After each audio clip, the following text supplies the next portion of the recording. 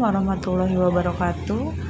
Nama saya Dewi Nenengsi. Saya akan menjawab beberapa pertanyaan dari Bu Arum. Yang pertama, apa yang dimaksud hukum administrasi negara? Para ahli banyak yang melakukan definisi tentang hukum administrasi negara. Adapun yang dimaksud pengertian dari hukum administrasi negara di sini adalah hukum administrasi negara disebut sebagai hukum yang mengatur lapangan pekerjaan administrasi negara. Dimok menyampaikan bahwa hukum administrasi negara adalah aktivitas negara dalam melakukan kekuasaan politiknya. 2. Apa hubungan hukum administrasi negara dengan hubungan hukum lainnya? Menurut Mr. W.F. Friends mengatakan bahwa hukum administrasi negara merupakan hangles atau embel-embel atau tambahan dari hukum tata negara.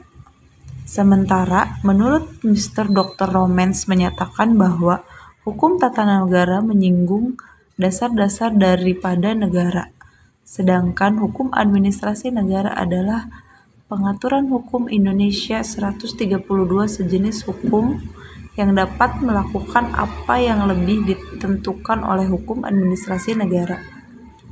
Dan teori selanjutnya, dengan teori Dwi Prajada Donner, maka hukum tata negara itu menetapkan tugas. Sedangkan hukum administrasi negara itu melaksanakan apa yang telah ditentukan oleh hukum administrasi negara tersebut dengan hukum tata negara. Nomor 3. Apa asas-asas yang ada dalam hukum administrasi negara? 1. Asas ketertiban hukum dan kepastian hukum. 2. Asas perencanaan. 3. Asas kesejahteraan antara hukum tata negara dan hukum administrasi negara. 4. Asas keseimbangan hukum tata usaha negara atau hukum administrasi negara. Yang kelima, asas pengadilan. Yang keenam, asas legalitas bendahara. Yang ketujuh, asas pertanggungjawaban. Yang kedelapan, asas legalitas lembaga tinggi keuangan. 9, asas hak budget. 10, asas pertimbangan anggaran. 11, asas tanggung jawab pejabat.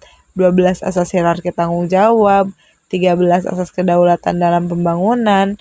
14, asas keadilan dalam tata usaha negara. Yang terakhir, yang 15, asas penjaminan hak dan kewajiban warga negara atau aparatur negara. Pertanyaan nomor 4, cara memperoleh wewenang pemerintah oleh pejabat adalah negara dapat dilakukan melalui, dijelaskan oleh Ridwan HR dalam buku Hukum Administrasi Negara menjelaskan bahwa sumber wewenang pemerintah berasal dari peraturan perundang-undangan. Secara teorik, kewenangan yang bersumber dari peraturan perusahaan perundang-undangan tersebut diperoleh melalui 3 cara. Bagaimana yang didefinisikan oleh H.D. Van Wijck. Yang pertama, atribusi adalah pemberian wewenang pemerintah oleh pembuatan undang-undang kepada pemerintah.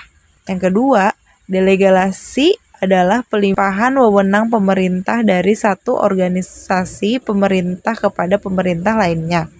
Yang terakhir, yang ketiga, mandat terjadi ketika organisasi pemerintah mengizinkan kewenangan diizinkan oleh organisasi atas namanya. Terima kasih, itu saja yang ingin saya sampaikan. Kurang lebihnya mohon maaf. Wassalamualaikum warahmatullahi wabarakatuh.